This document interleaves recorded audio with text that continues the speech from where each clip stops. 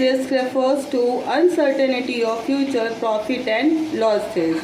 These risks may arise due to natural, economic, and human errors.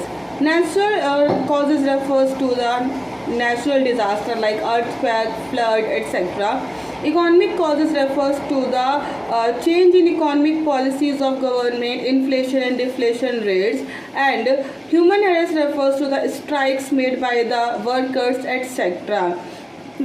A business cannot totally eliminate the risk, but we can take steps to minimize the amount of risk, because risk is a part of any business. There is a sentence which says that if there is no risk, no profit, just like no pain, no gain. So risk is an essential part of business, and your future profit will also depends on that amount of risk. If you take more risk, there may be a chances of higher profit. If you take less risk, there may be a chances of less profit. We can take an example of trading. In trading, if you invest large amount, then if in case of market is good, then you incurred a large amount of, you earn a large amount of profit. But if in case you spend or invest less amount in trading, then if a market is in a boom, then you may earn a less amount of profit. So this theory of